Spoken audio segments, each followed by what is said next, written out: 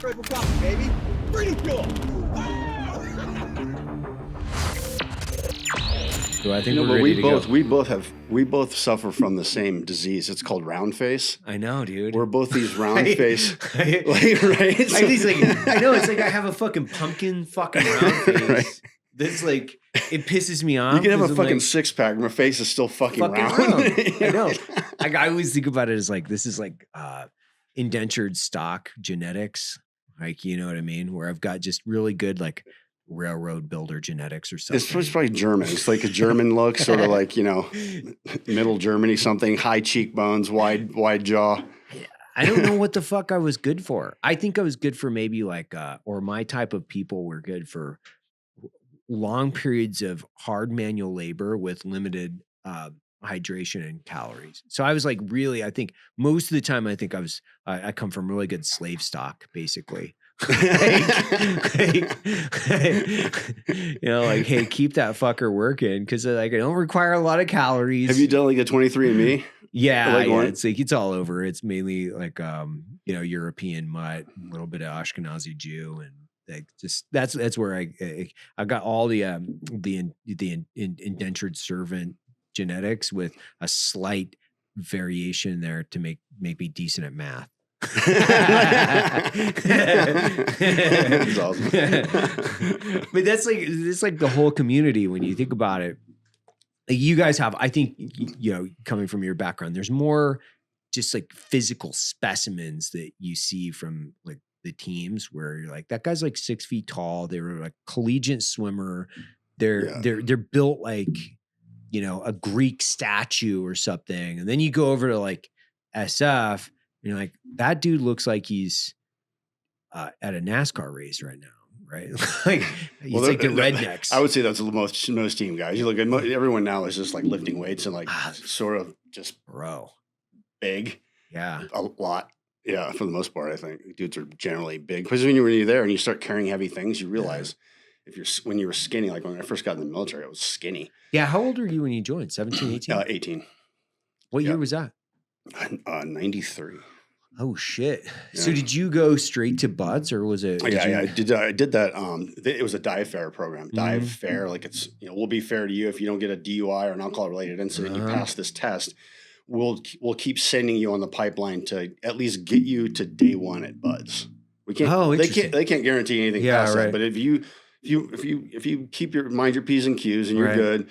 Boot camp. Then I went to back then I went to a skill school, which was a radioman school. So I was an RM, a radioman. So I picked it because it was the shortest school at 10 weeks before I could get to buds. So I became a radio and then went to buds. And then after that, all bets are off. It's like, okay, we got you here. Good luck, little buddy.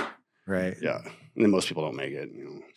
Did you go all the way through one shot or? Luckily I made it in 6 months. And there's so much luck. I mean, I think it's easy to go, I prepared well and I was there. And I was like, a lot of it was luck. I just didn't happen to fall off the obstacle course and snap my leg like something. Right. Like just these little decisions you make that kind of keep you in the class. But a lot of it's mechanics. Like a lot of it's like body maintenance.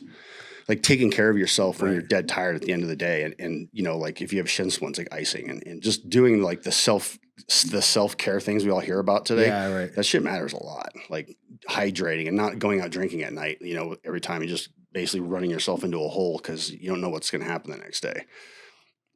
I think that's just good advice for everybody. Don't go out and get wrecked and then try to go do a bunch of physically hard shit. Mm-hmm. So when you're 18, 19 years old, you go through this and you get, you go to a team. Where'd you go? SDV1. Oh, so you wet submersibles, yeah. Holy fuck. Yeah, so I got my first. Oh my God, dude. Are you serious? So you go from like Coronado to Hawaii. Yeah. Was that epic or what? I was not stoked at all. Why? That would have been awesome. Because SDV? It was wet submersibles. I didn't want to do it. I was more like, I wanted to more be on land kicking doors in. Okay. You know what I mean? And I was like, wet submersibles now. Like our whole class went. Yeah. our whole buds class. Cause basically at that point, SDV1 was in San Diego and they had just moved to Ford Island, which is that island in the middle of Pearl Harbor. And so there was basically an exodus of people that didn't want to move to Hawaii. You know, people owned homes and kids in school in San Diego. And so it was, it thinned out and they're like, well, we need to plus this thing up. So they sent our whole buds class. And there's only, I think only 13 of us went. Oh, okay. But yeah, so I ended up going there and, made the best of it. I was glad to leave though. It wasn't, you it just didn't wasn't like my it? thing. Nah. How come? Because It's kind of odd. It's kind of odd awesome. to say, but I don't really like water stuff. That's like the dumbest shit ever. It is. Hey, I'll join the teams as a SEAL, but I don't like the water. I love surfing. I love surfing. So I went to Hawaii. I'm like, well, I'm going to surf in Hawaii because that's what I'm going to do. But training for buds, I got so tired of swimming laps in a swimming pool. Right. Like I joined this master's swim class, you know, and I show up at master's swimming. And I didn't know I knew what competitive swimming was, but I'm like, I got to get good at swimming. Sure.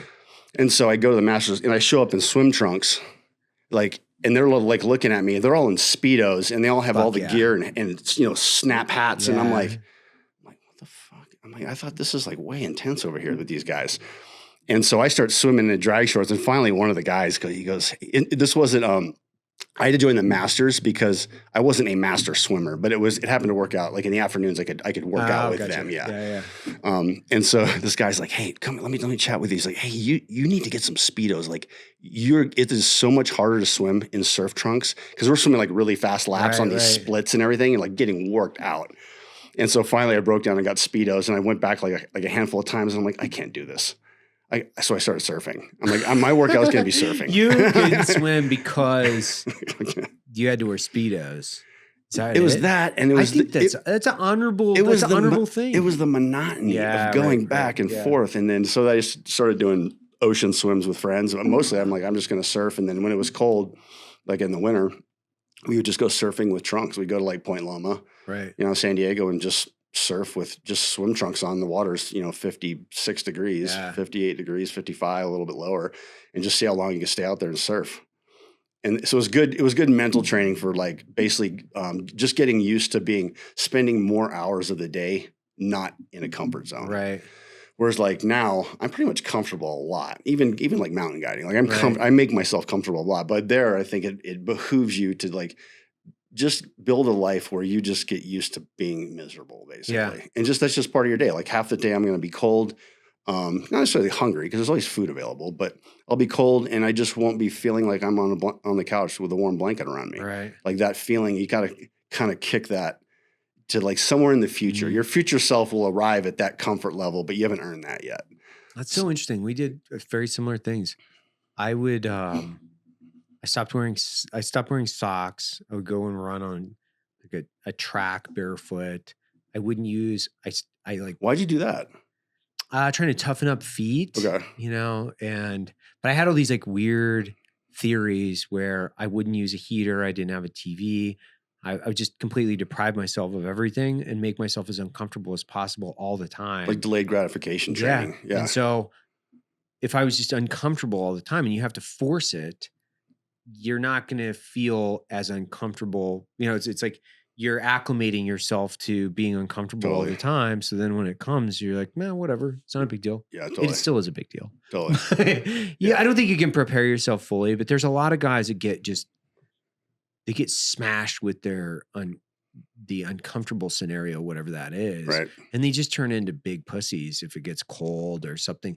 They just like totally fucking like fold up. Yeah. You can't do it.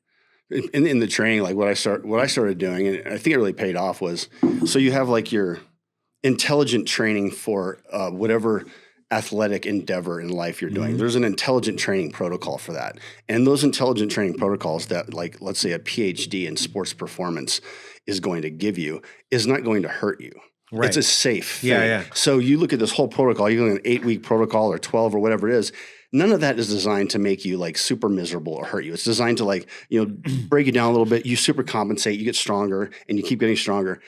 But injecting in crazy events along your protocol or whatever even if you're just someone who's looking at the military and you download it off the recruiting website, here's a prep plan for buds or for Rangers or whatever. Yeah. Those are really good plans. I've seen them before. They're actually really good. They're really good. There's a psychological part of that where I think you have to inject in crazy events. Mm-hmm. So I would go, okay, I got to do something because I like working out, but it's kind of comfortable, right? Like I go on my 8 or 10 mile run, I do some push-ups, pull-ups, take a shower. Like that was pretty comfortable. It's kind of enjoyable, honestly.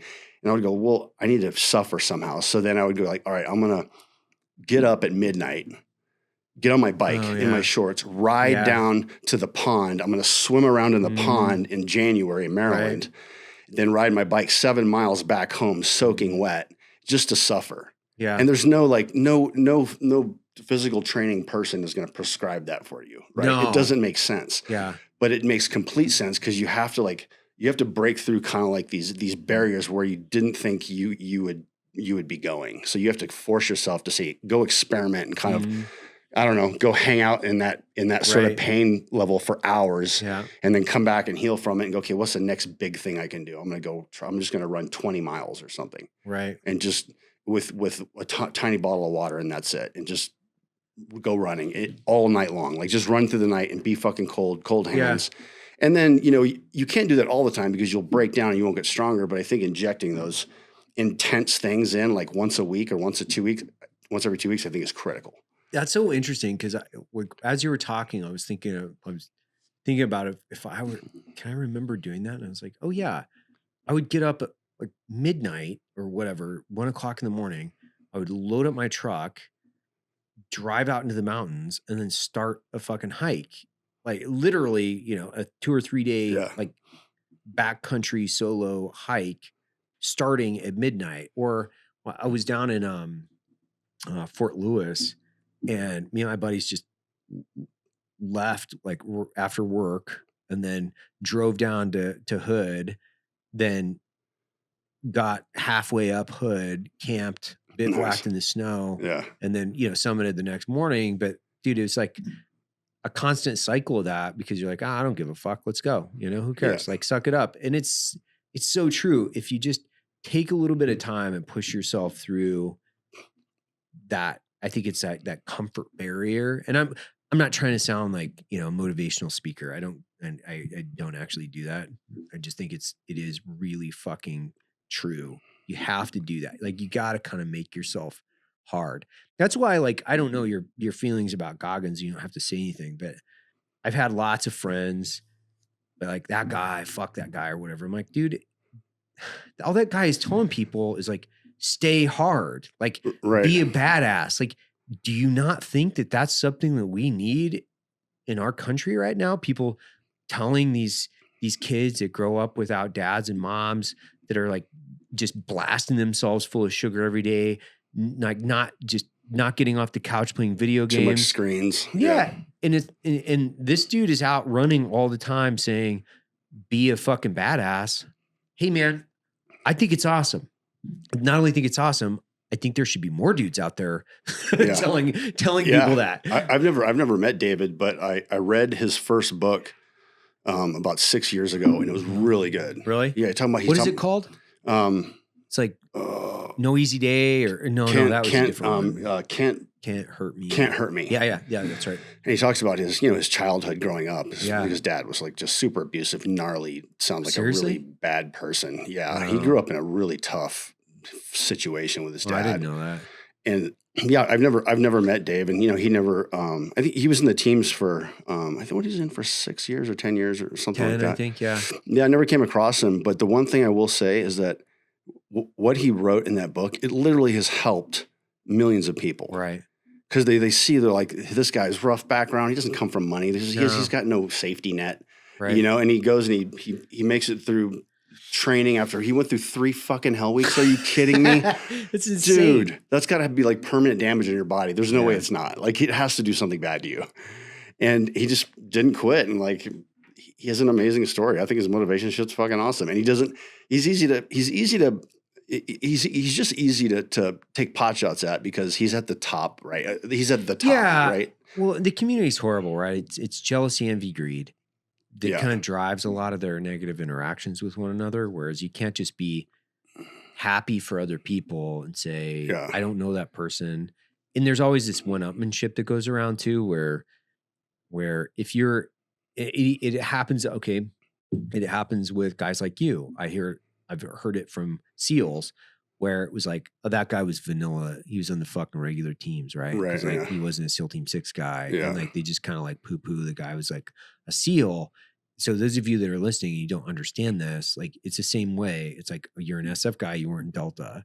You're in Ranger Battalion, you weren't here or whatever. And there's a pecking order in the soft community as to whether or not, where were you and what did you do?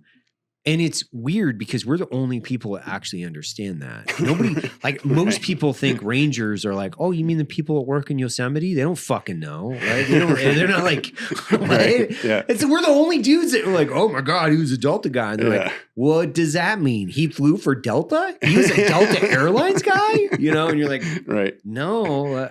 Or you say, no, he was in the bat. Like, like bat, what do you mean? What do you mean he was in the bat? But it's so weird because like the pecking order of SEAL teams, you know, and then you have other shit where it's like, oh, you're a peacetime SEAL or you're a wartime SEAL. No, you did this rotation shit. Or you did this rotation and you were here, you weren't there. And there is a constant level of, I guess, like leg pissery. You know, it's just like, I'm going to piss on your leg. You didn't kill as many dudes as I did. Right. You didn't do this. Like you weren't in this. I'm like, you know, you guys know, like, there's a bunch of dudes right now that are living that have the MOH and they just fucking trump all of us. So it doesn't fucking matter. Right. Yeah, totally. Yeah, totally.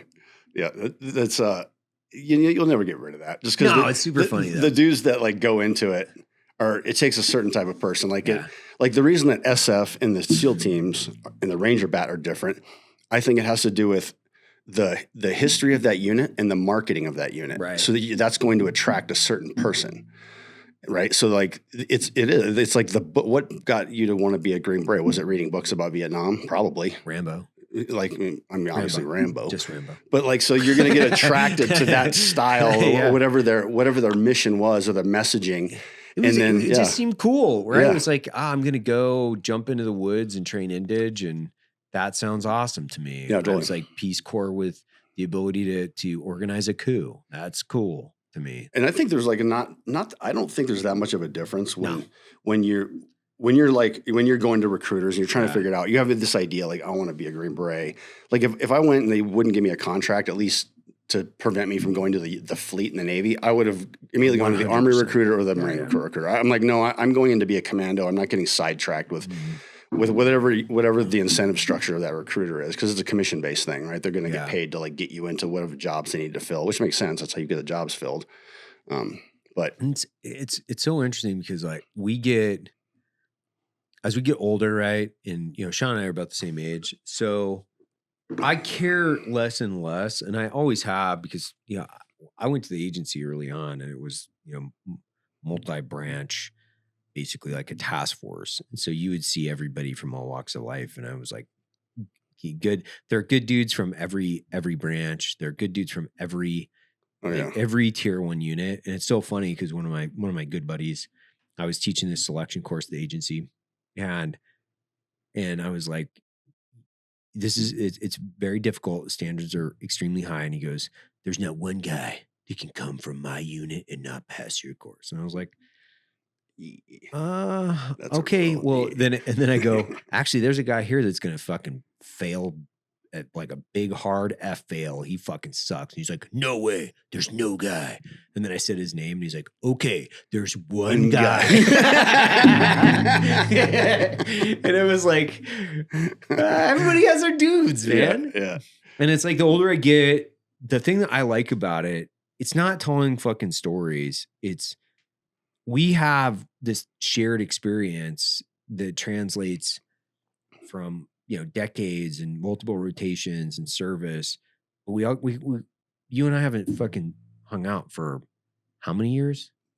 Oh, dude, I don't know. It's been 9? We first met when you guys were first starting Black Rifle 10 years ago. We started the same year. I know. 30 seconds out, and you guys too. And then you guys somehow got hooked up to a rocket booster. You plugged in like some sort of space machine. I know. No, but really what it was, like, the difference in our brands, probably the biggest one was for me, it was always going to be a side hustle because I wanted to go to the mountains because that's where I felt the best was I was outside. Right. Like the first job I had when I got out, I was driving a 30-ton crane for $20 an hour and I loved it.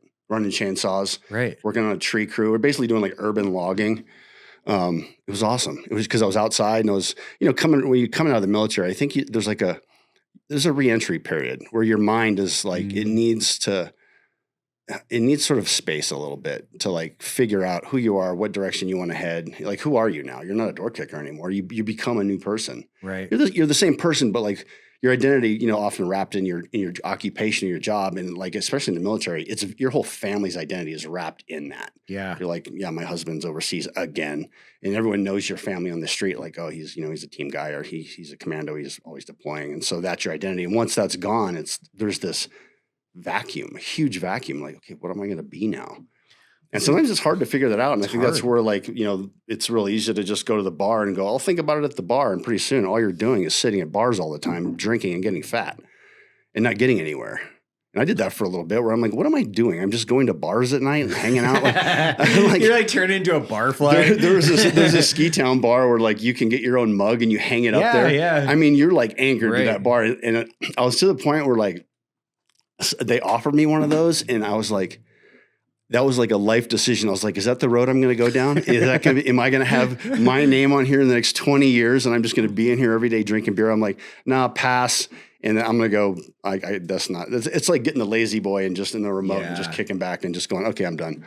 Like, I don't know if you can control it, but I don't know. It's best to like put yourself in situations that put you in a better direction than suck you into a bad direction. There's a lot of guys that do it. I've always fat shamed myself, because there's so much fat shaming that goes on in the community where just like flog you from the time that you enter to the time that you leave. Where you're like if you start getting a little bit fat, dudes are like, "What's up, fatty?" Like, I mean, it's straight up. Yeah. It's so funny because it's so true everywhere. You're like, you're so fat, and like you can blatantly fat shame people. It's effective though, because you say that to dudes, fucking effective. They'll be like, "Fuck that." They'll go home. They're like, "I'm not eating," but then it probably leads to like things that actually aren't helping them get fit. I'm just not going to eat. I always thought it was funny because if you could like vanity check dudes because you knew they were like super fit, but you'd be like, "Man, are you like gaining weight or what are you doing? Did you change something? Have you just not been like riding your bike or something?" And you're like, and just get in their fucking heads. Where they're like, oh my God, especially the guys are really fixated on like having a six pack or having this. It's like pumping iron with Schwarzenegger and Lou Ferrigno. And Schwarzenegger would always just be like, just jabbing at Lou Ferrigno. Lou, you're looking a little fat. Just like, oh, like, what do you mean? And then he's like, and then they go home. They're like, they're like 1,000 chin-ups, 1,000 sit-ups. They're not going to eat anything. They're eating like broccoli for 3 days. It's like totally disrupt their fucking heads. But those are the things where I think is like super funny that I've had a hard time transitioning out of the military into business because the things that you find funny, you can't use them. We're kind of talking about them. Yeah. Like, dude, it's got me in trouble. Like my mouth has got me in trouble. Like we have Jim here and like years ago I had an employee and we were constantly it was like a full on team room all the time. It was all a group of former soft guys. Yeah. And a couple civilians. Well, come to find out, butt fucking jokes don't go over all that well, especially when people get fired and they want to come back and sue you. Right. Super funny in the teams. You can't sue each other there. Like, you're not going to be like, oh, Sean told me, hey man, we should butt fuck or whatever. Yeah. Like that doesn't go over as well in the civilian world, turns out. No, totally. Had to figure that out. Took me a minute. You had friends go, sitting around drinking with like close friends, like, tell me a gnarly story. I'm like, are you sure? Yeah. And then I'm like, you want really gnarly or do you want like medium? I'm like, give me it all. Give me the worst. I'm like, okay. And then you tell the story and then afterwards it's just crickets. Right. And they're like, it's almost like they're looking down, like contemplating life. Like, God damn.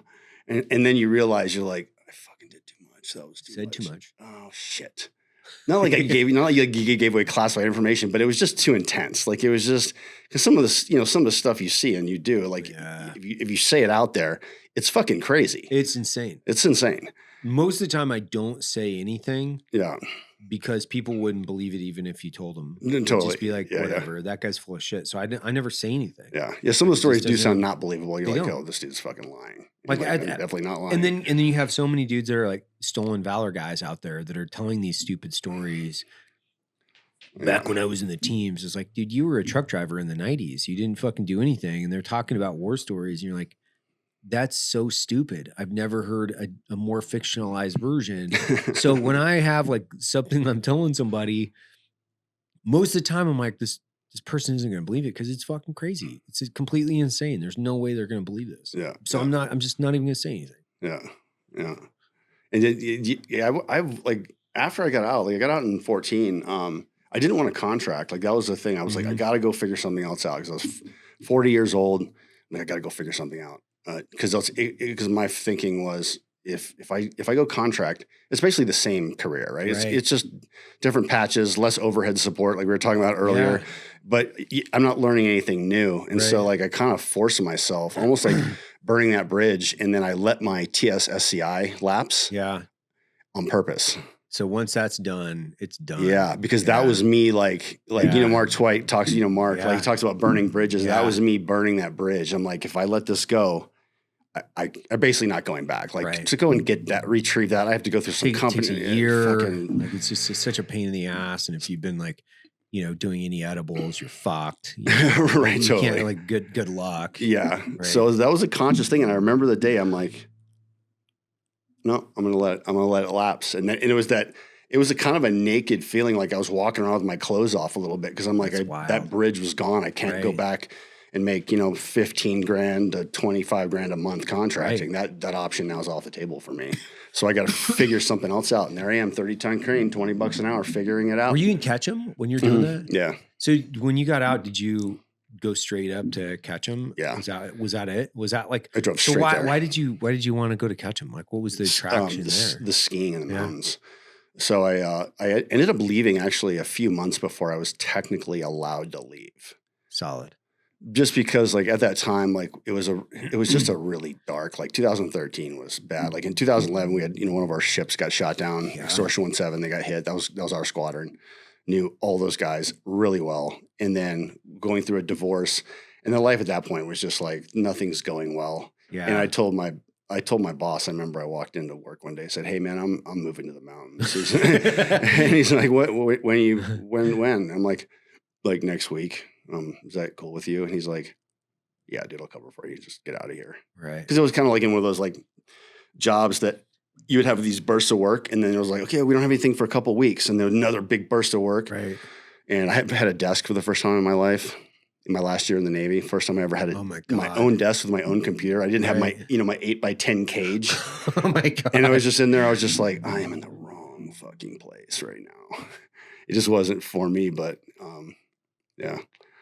Ended up just getting out and then going and figuring it out and letting that TSSCI lapse and basically committing to not going back and just doing my best to become a civilian and figuring it out. Yeah. When you moved to Ketchum, or was it Ketchum or was it Haley or something? Ketchum. So Ketchum. Yeah. What's going on? Because I used to drive through there, because I would be driving up to Stanley or something, and you had a building on the west side of the road on the way out of town. Yeah, I could see it. Yeah. So I was about to move to Truckee, to Lake Tahoe. Oh God, these are fucking iconically cool towns, man. Right. Truckee, Ketchum. I was gonna move to Truckee, and then my buddy Mike Torres, I was just in Costa Rica with him surfing. He come out to the command. He was working for Smith Optics at the time. Right. And now he works for a different eyewear company, Fast Metal and Revision. Huh. Okay. Pretty sweet glasses, actually. And so he's like, he's out of the command showing us his eyewear from Smith. He's like, what are you going to do? I'm like, I'm going to move to the mountains, man. He's like, where are you going to move? I'm like, Truckee. He's like, why are you moving to Truckee? I'm like, because I just love the mountains and Tahoe. He's like, you know anyone there? I'm like, nope. He's like, why don't you come out and check out Sun Valley? And so he got me one of the Smith condos when Smith used to have condos there for like the pro athletes or other, investors that would come in. And so he's like, I got an open week here. I can plug you in if you just fly out. And then the first day I was there, I'm like, I'm moving here. The mountain's right there. I looked at the housing prices, not for purchase, but just to rent. Right. $2,500 month rent, a 3-minute drive from the lift. Oh my gosh. So I can learn how to ski and I want to get on ski patrol. And my goals weren't, I want to go make money. Right. Like that's never been a goal of mine. And sometimes I really wish it was. So because I would have more money. But I've always been sort of geared towards the things I feel like doing during the day that can make money, but also bring me happiness at the same time. Right. Yeah. And so figuring that piece out for me was just being in the outdoors. And so then I just drove to, I knew one guy and just drove to catch him. And just moved there. And so you get out of the Navy and you're like, you pack up all your shit. You just drive to catch them. Yeah, I had a toy hauler, a Cyclone, pulling it with a dually, and we had gotten that because at the time before my wife and I at the time started go through the divorce stuff. I was gonna retire. We're gonna do a family trip around the country for a year in this toy hauler. But the divorce happened. I had already bought the toy hauler. So then I'm like, hey, I'm just going to take the toy hauler and move out west and, we'll do the divorce thing. Right. So I drove out with a toy hauler with motorcycles and bow hunting gear and all my toys and just shit and left a bunch of shit back in Virginia Beach that I didn't care about. Got rid of leaving the command. I had a huge cage. I just was filling it and just giving stuff away. There's a lot of guys they kept a lot of the stuff. I just didn't really have room for it. And in a way too, wasn't really the room thing. It really what it is kind of like, I didn't want to see the stuff all the time. Yeah. Because at the time it was like, I just want to get this bad memory of this career out of my head.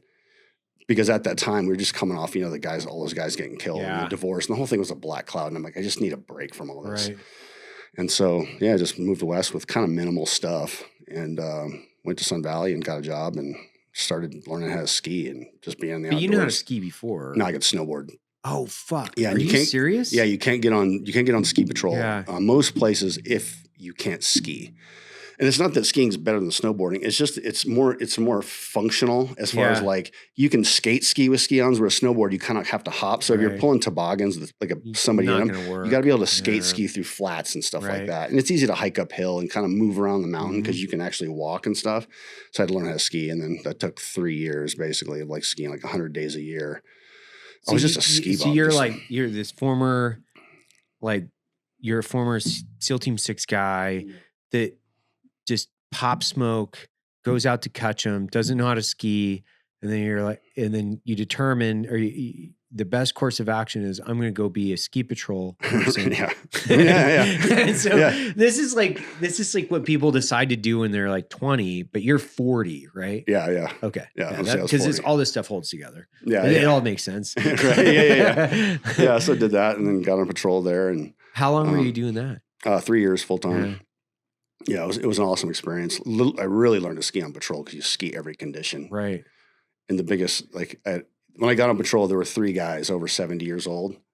Seriously? On patrol full time. Holy shit. And that's awesome. their combined decades, I want to say it was 40, 80, 110 years total of patrol time between 3 patrollers. You're talking 40 years and 30 years. Every year they've been patrolling for that long, crazy. And so they were hustlers. They didn't sit down a lot. They worked a lot. They were constantly, they moved. They didn't stop moving basically. Right. So you wouldn't see them sitting around at a table for very long in the patrol shack, right? You'd have the younger people there on their screens, all that, but they would always be grabbing ropes and going and doing jobs. And I'm like, see, these guys are this is what they know. This is, they're not on Instagram. They're going to go fix the rope line where, it got knocked down by the wind event or something. Right. They're just a different mindset. But you need that, to bleed off onto the younger kids, and they'd always go grab them, hey, come on, put that phone away, come with me, and they would drag somebody out and go do work for 3 hours and come back drenched, smoked. That's crazy. Ski patrol at above 70 years old. Yeah, people constantly underestimate the power of maintaining physical fitness for their life. Yeah, those guys must have been beasts. Yeah. Even at 70, they have to be beasts, right? Oh, yeah. Because they have decades of work. Yeah. Yeah. They're they'd have the mentality that they had when they were 25. Right. Just that their body isn't obviously going to recover as quickly and it's not quite as spry, but not that far off, honestly. Right. Because if you have the mental work ethic. You're going to just trudge along. You may not be at a rabbit sprint all day, but you're going to be like just trudging and just slowly accomplishing work all day. And then that just adds up after a while. It's like the tortoise and the hare. Yeah. It's just a nonstop pace of getting shit done. Yeah. It adds up. So that had to have been a big impact on you because you're looking at guys that are they were awesome. 20 years older, 30 years older than you. Yeah. You're like, okay, whatever, I'm 40. It sets a standard. You're like, if they're up and moving around, like in huge storm cycles, you get really tired because you're always out there skiing powder. You're digging a lot. Like you're getting worked. And if they're still working, you're like, there's no way any of us can complain. Like, that's the bar. Like if they're not sitting down, why am I sitting down? This is the thing that's always impressed me about you because I've obviously we've known each other for a long time, and I've known this story. We did that video on you a couple years ago, where you left a extremely physical job, where, to be fair, you're basically a professional athlete, and then you go and do more physical work at the age of 40. Yeah, and you're just. It doesn't appear that you're slowing down. Whereas I think a lot of guys, they transition out and they start to like downshift. So like, okay, I'm going to downshift now. I'm going to like take it easy. Yeah. And then you see them just kind of like pitch off a cliff as far as like their physical performance. Yeah. They just start aging much, much more rapidly. And I've always looked at that going like, dude, you're out doing ski patrol. And I've thought about it a lot because you're doing this. And, if I feel like if I feel like complaining about something that I'm doing, I'm like, oh, wait, Sean's out there fucking being a ski patrol guy. I can do this. So it's like, it's just straight up, man. Like I've thought about it a lot. I'm like, you know what? I'm like, I'm pushing 50 and you start thinking about, okay, who's inspiring and motivating other people to do other shit. And like you honestly have I think provided more fuel than you probably are aware of for a bunch of people because you're like getting it done. And it's fucking cool. I appreciate it. Yeah. Super cool. Yeah. Maybe you're right. We love, and I think the shared interest, like we love the mountains. So it's like, when I see you going out and just like killing it.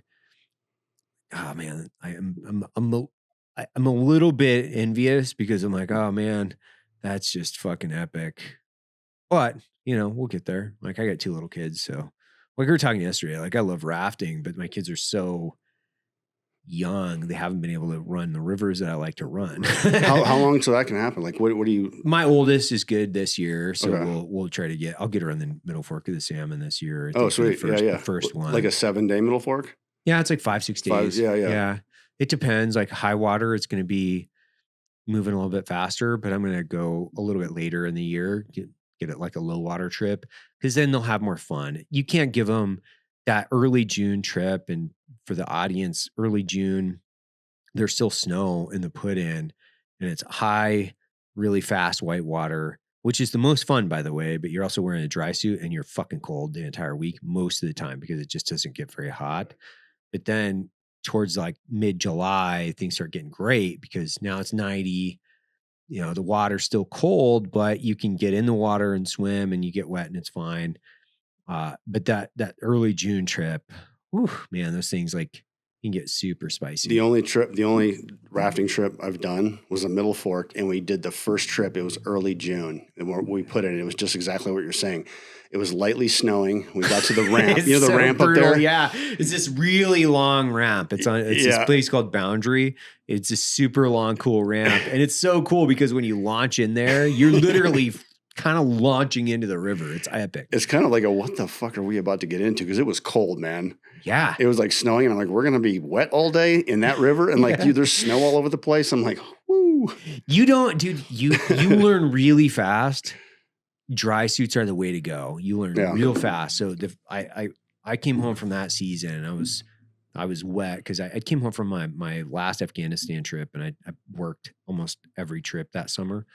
And I was wet and cold basically all summer because it was a really shitty year where it was just raining and snowing. And there's a lot of times where you're just miserable. You're jackhammering every day and you're like, I got to get in the boat. And then you're sore from shivering. Your muscles get sore just from your shivering. And so the first thing I did was like get off the boat and order like a brand new, what is that? Coke Attack? Is that the name of the dry suit company? Oh yeah.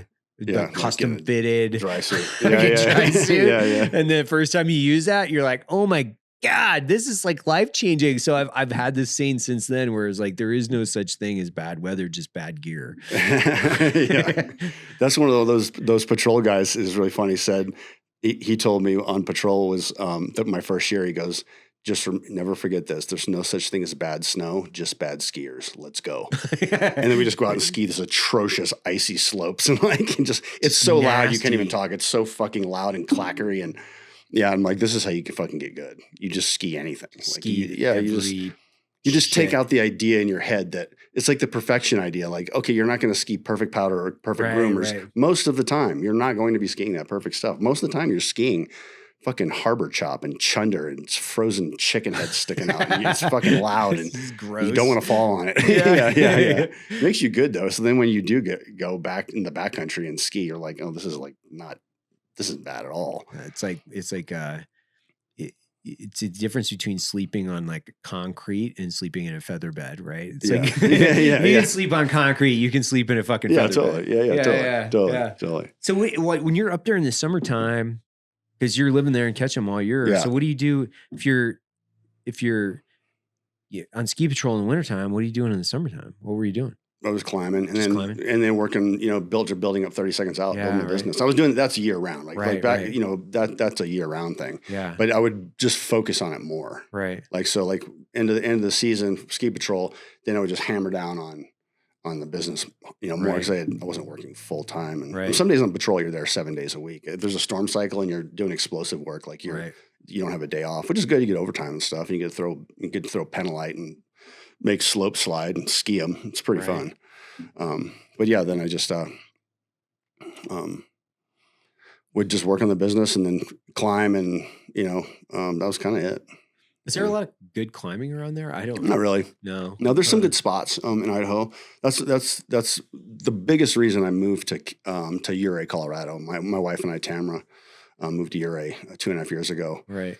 So that I could, I wanted to increase my skill sets in the mountains for mountain guiding. And I really needed to move somewhere where it was accessible to me out my front door. Right. Instead of trying to get good at ice climbing in Idaho, right? It's really hard because there's really no ice climbing there. There's some, and every once in a while ice lines will form and then they'll fall off a week later.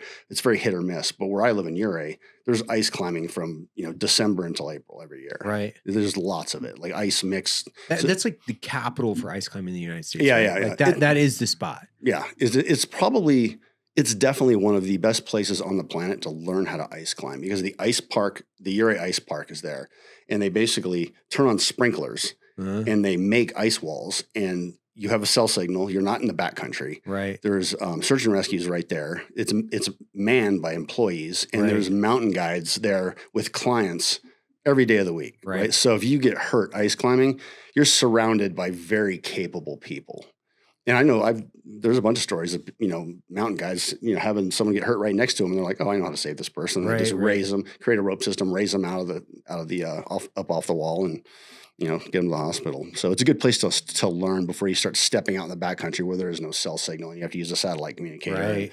Help is a couple hours away maybe. So you don't want to, you got to weigh that risk a little bit. But yeah, that's why we ended up moving there. And so explain to me, like, when you're ice climbing, because you're using their axes, right? Or two tools. The thing about it is like it's over hands over your head type of climbing. Yeah. Whereas you picture if you're gonna go climb Denali, right? Right. That's a hands below your belt climbing. Okay. So you're going up a snow slope with one ice axe, right? Yeah. It's kind of like one ice axe and maybe like a ski pole for balance. Yeah. So it's like hands below your waist climbing, and then you get into technical. It's hands above your head. Now you got two ice tools. Got it. And you're most of the time you're like this. Right. Right. Hanging and looking for good foot placements, and it's climbing, near vertical to sometimes a little bit over. Ice can overhang a little bit, and the grades just get harder. So the way you got to use, I would imagine that's like screws, right? For yeah. Using ice screws when you're leading to protect it. Yeah. So when you're screwing those things in, and I mean I've seen it, but explain it to me, because when you've got this ice wall in front of you, you got your tools over your head, you're kicking in, I would imagine, right? Mm-hmm. Or do you can you kick in? Yeah, You sometimes got to, right? Yeah, sometimes you don't have to kick. Sometimes if you see little divots where you can just set your point on it, Right. you don't even need to kick it. You can just set your point on it. Uh-huh. But when you start out, you generally start out kicking a lot. Right. Kicking takes energy, and then you start realizing as you get more experience, you don't need to kick as much. But basically, if you're leading it, it's just like you picture the Olympics with rock climbing or something, right? You start at the bottom, the rope's tied to you, and as you go up, you clip into things to protect you as you go up. So you get up, put a piece in, and if I'm climbing above this piece and I fall to the last piece. Yeah, okay. And then but the pieces you're putting in ice climbing are basically hollow steel or aluminum screws that have 3 or 4 teeth on the front with threads, and you stick it in and as you're holding on, and you screw the ice screw in, put a draw on it with 2 carabiners and a little webbing, they call it a dog bone, and you clip your rope into it. Now you're protected at that point. And then you go up and you do it again and then again. And then the other person comes up and cleans it all. And then you just keep like, so it's same concept as, I guess, lead climbing. Same. And so I'm just envisioning there's got to be like a mixed surface. So you're using cams and screws depending on what you're doing. Yeah, right? It depends on the route. So what you do is you'll have the guidebook or an online guidebook or a paper guidebook, and you get to the route you want to do. Then you build your rack specifically for that route. Got it.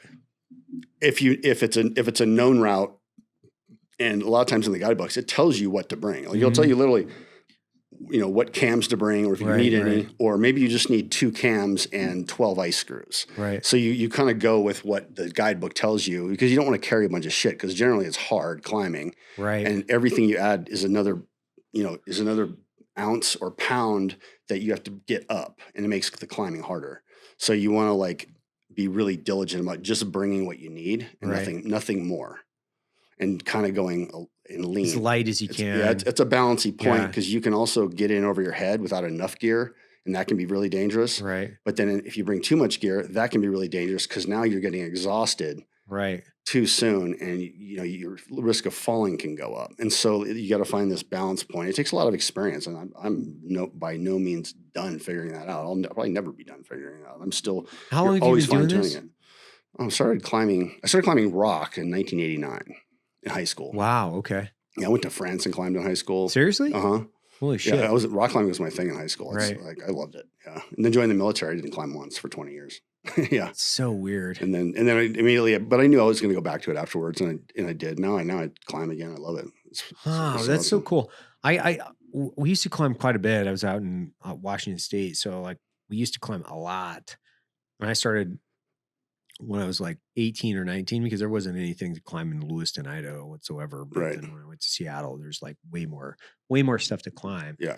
And so we had done quite a bit. And have you ever gone to Index or any of those places out in Washington? No, Index not yet. is great aid climbing. That's what I've heard. Yeah. So it's sick. The place is beautiful. But then there's City of Rocks. I used to go to City of Rocks every year. That's where we would go mostly. Yeah. Epic. So much fun. Yeah. And you can camp out there. It's kind of in the desert, southern Idaho. And you'll camp in BLM land for free there. Yeah. Just sleep in a tent or your car or whatever. Yeah. Just sleep in the back of the truck and climb. I didn't know you climbed to the city. That's cool. Yeah, man. I love it. I loved it when I was much younger. The funny thing is I used to always look at those things like whitewater kayaking and climbing, and all of those things were just in preparation because they were exciting and you had to manage your stress. I always looked at them as preparation for combat. Whereas, okay, you got to keep your shit together. How do I actually keep my shit together? You have to put yourself in these high stress scenarios where you have to function. You actually have to, focus on what you're doing. Totally. You're freaking the fuck out. So, inside you're freaking out. And then outside you're like, oh, okay, I gotta keep my stuff together here, man, to get it done. That's what's really attractive about climbing, especially when you're leading. When you're top roping, it's pretty safe. If I fall, you're going to go like that and nothing's going to happen. But if you're on the sharp end, called the sharp end, and you're leading, there's so many times you get up there, you're above protection or on ice, and you're starting to get pumped, and you can feel the freak out starting to the freak out's coming. You're like, don't freak out. It's so true though. Freak out's coming. It's coming. And then you're like, push it back down, push it back down. Yeah. Don't calm down. Nothing is fucked, dude. Nothing is fucked. It's so true, man. And it is a practice discipline. You have to keep that like, and I was talking about this on Rogan's podcast last week where, the first, gunfight or ambush or anything that you're in, like you're freaking the fuck out. Oh, like, I don't give a shit. I don't care what you say. Right? I've heard this, and this is like one of the things, if we were talking about it earlier, it's like, man, whoever fucking says that they weren't freaking the fuck out, like they're just full of shit. Like even internally, you're freaking the fuck out. You're like, oh my God, what is going on? Yeah. Because everything is moving so fast. That's the thing that I was so surprised about, because I'd done a bunch of weird adrenaline-based activities before this, but like it is just moving at such a fast pace. You don't fully comprehend what's going on because it's just moving at such a fast pace. It's like, what the fuck is going on? It's too fast. Yeah. It's wild. Yeah. But that's what I used to do all this stuff for. And then you realize like, oh, that's what I actually really love doing. So running whitewater for me, that to me is like the single most recreational fun that I have. So like for you, it's climbing. For me, it's like, oh, well, I can run this river. Yeah. I've had 2 young kids for the last, 10 years. So, and just by chance, my youngest daughter, she's June 14th, which is also very close to the first day of like the middle fork of the salmon. So she's like, I don't want to say that sounds negative. She hasn't ruined the first trip high water for me for the rest of her life, but she's prevented it because I can't miss that birthday, right? Well, just bring the birthday to the whitewater. Now, but now she gets older, that's what's going to be like the birthday trip. And everybody has their thing, right? And it's like, I love the water. Like that's my thing. You don't like the water. I love the water. I was just surfing in Costa Rica. Right. Like I love surfing. If there's good surf, I will go out there for hours. I love it. You love it. Yeah, but like just like swimming or even like rafting, like it's hard to get me to go rafting just because I think I've just spent too much time sitting on rubber boats getting we just call it baboon ass. Oh yeah. And just paddling all the time in the the teams. And I'm like hammered. I kind of like got burned out on it. You know what I mean? And now I'll go surfing. If I had a bunch of buddies, like I would go whitewater rafting. It was just a bunch of friends. We're like, we're just going to have fun. We're not taking this seriously. We're not trying to like do some super rapid. Like I've had friends who gone to the Himalaya and done first descents and stuff like that. Crazy. Gnarly, dude. Like it's super dangerous. But I'm like, if we're going on like a cruiser middle fork trip, that would be super fun. Yeah, it's super fun. Our trip like was the awesome. Best. Grab a couple coolers. I got fat on that trip. Yeah, dude. I swear. I think I gained like 8 or 10 pounds because it was like, wake up. You don't have to do anything. Like there was zero physical effort. When you're the guy on the sticks and you're the only dude rowing, like now you're working out all day long, right? And so I wanted to be doing work. Like I would go to try to help them. They're like, no, we got it. Go grab a beer. And they'd hand me a cold beer at like 7:30 a.m. I'm like, okay, I guess this is our life now. It's so funny because that culture of people is like the subculture of guys is so interesting and so fun, and it's so much different than the culture that we came from, right? Because they're all about freedom. They don't give a fuck, right? It's like they are so free, and you could say they're hippies or whatever, but I'm like, dude, those guys work they're physically hard. They don't complain. They're always happy.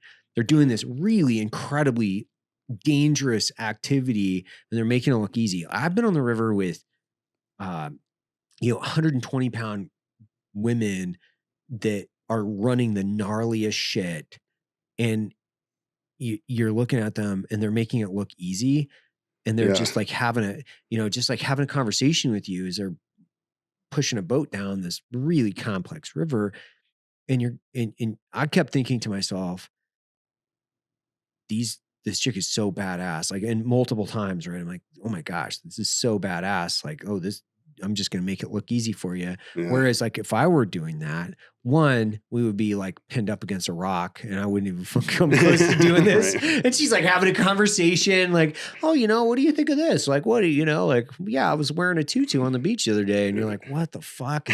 Like, and I love people when they're just free, man, when they're like so free and so happy in their environment, especially in the wilderness. Like, and so that whole subculture of like mountain guides and river guides, and those people they're just like living free. And it's so fun to see that, you can't help but respect it. I think. Yeah. I don't know. That's me. And there's definitely an opportunity cost, like, to like the whole. I saw this guy. I follow him. He's got a good podcast. His name's Scott Galloway.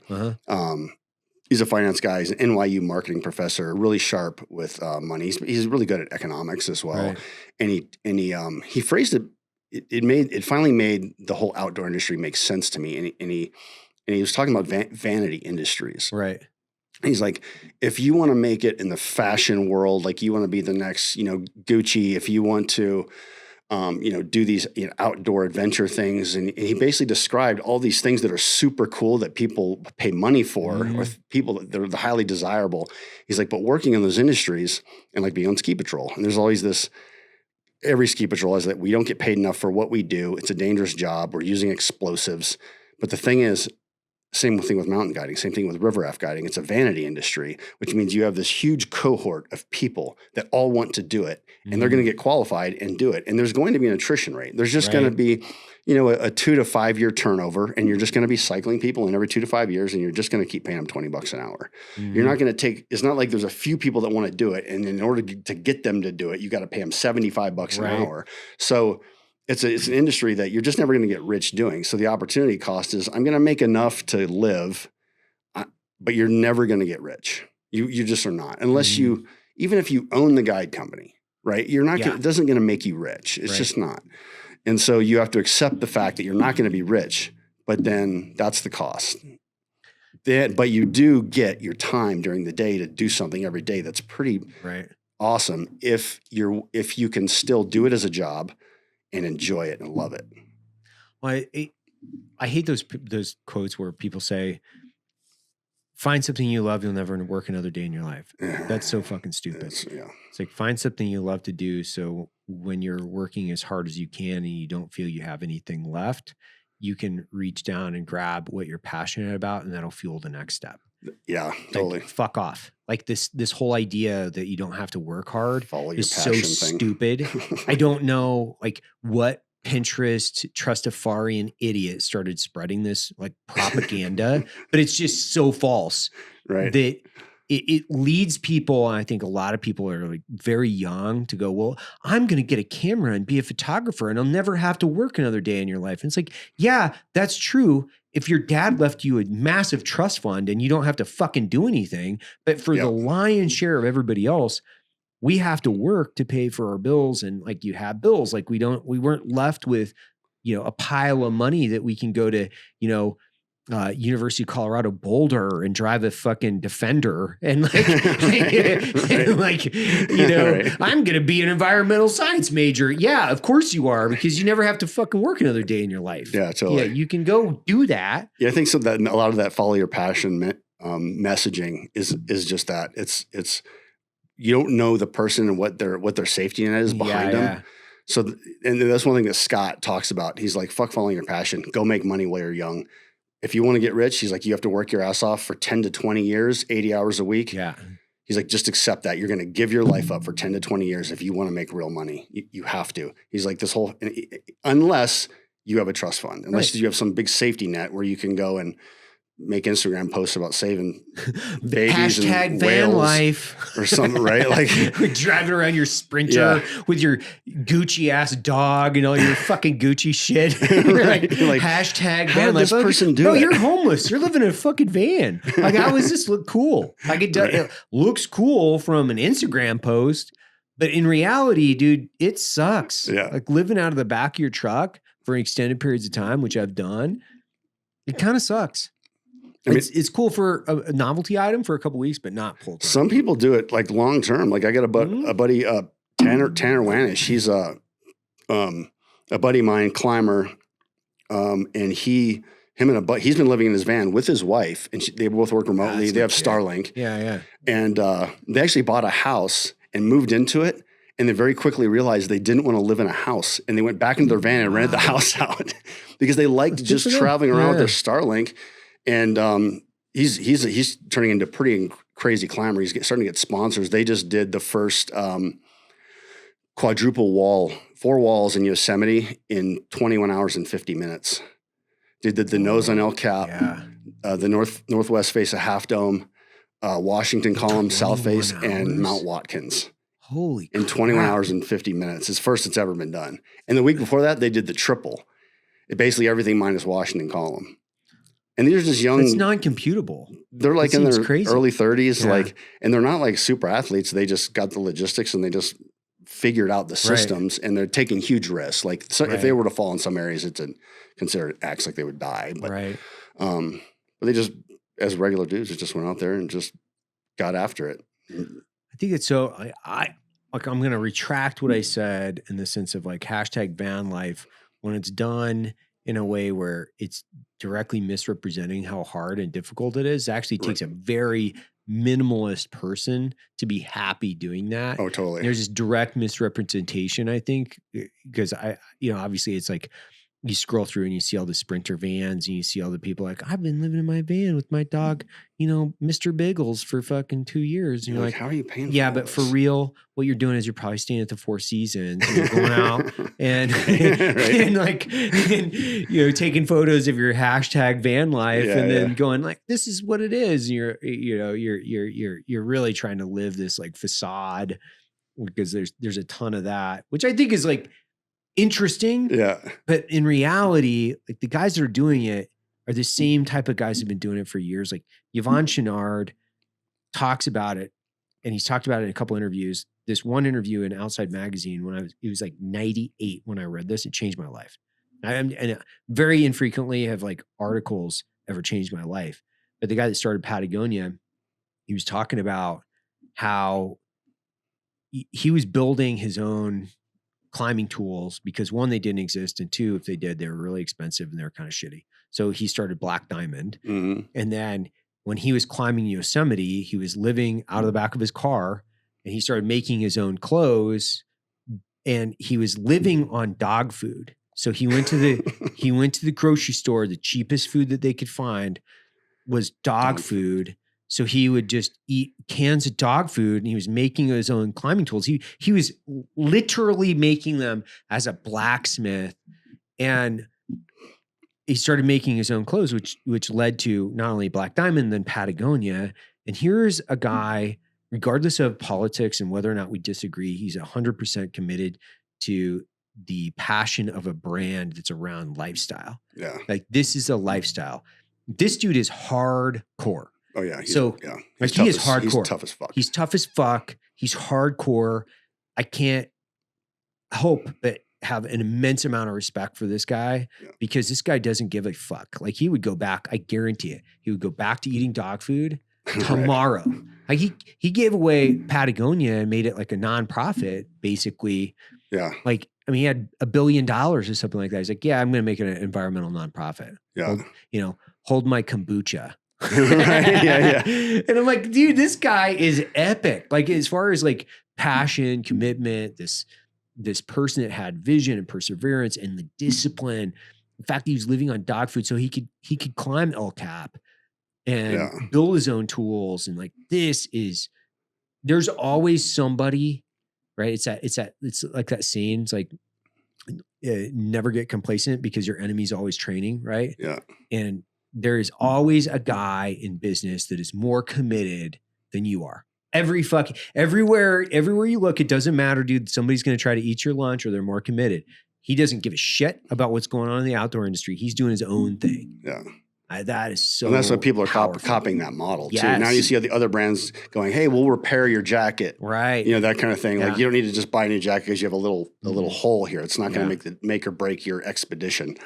Yeah, okay, he's a fucking badass dude, man. He's a fucking badass dude. Like he fly fishes a lot. He used to come to Sun Valley and like do fly fishing clinics. Yeah, seriously? Yeah, I've only seen him. I didn't get a chance to take a fly fishing clinic with him. But he's older now. He's climbing. 80. He's pushing 80. Yeah, he's obviously not climbing as hard, right. or I think he still backcountry skis and climbs to a certain extent. But when you're in your 80s, you're gonna have to dial it back because you fucking can't recover as well.